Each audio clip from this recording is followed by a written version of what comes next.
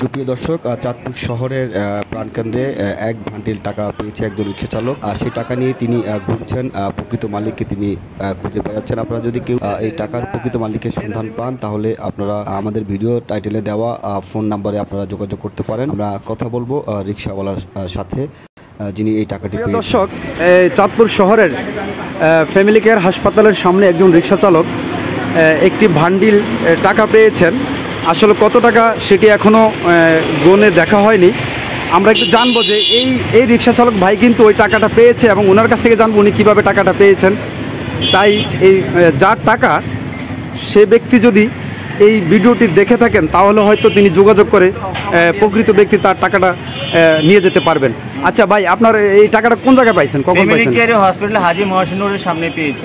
Family care হসপিটালের সামনে হাজী Mohsin road, এই রাস্তার মধ্যে, মানে আনুমানিক মাঝখানে। কত টাকা আমি বলি না, যে শনাক্ত দিব পরে নিয়ে যাবো, অসুবিধা। মানে বান্ডিল, এক বান্ডিল টাকা, এক বান্ডিল টাকা রবার দরজা বাঁধানো, এক বান্ডিল টাকা রাবার দিয়ে পেঁচানো নাকি?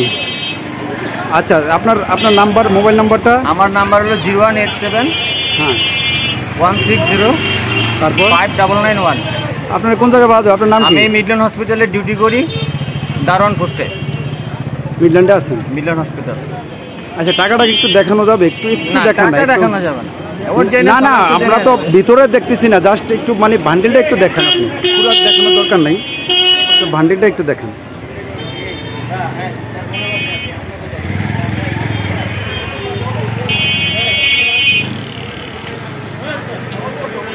সুপ্রিয় দর্শক, আপনারা দেখতে পাচ্ছেন এই যেই টাকার বান্ডিলটা আপনারা দেখতে পাচ্ছেন, এই টাকাগুলোই তিনি চাঁদপুর শহরের হাজী মহসিন রোডস্থ ফ্যামিলি কেয়ার হাসপাতালের সামনে রাস্তায় পেয়েছেন।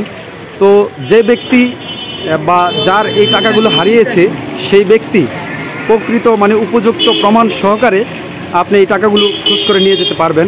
আমরা ওনার নাম্বার রাখতেছি এবং আমরা দেখি কারো জিম্বা এই টাকাগুলো রাখা যায় কিনা।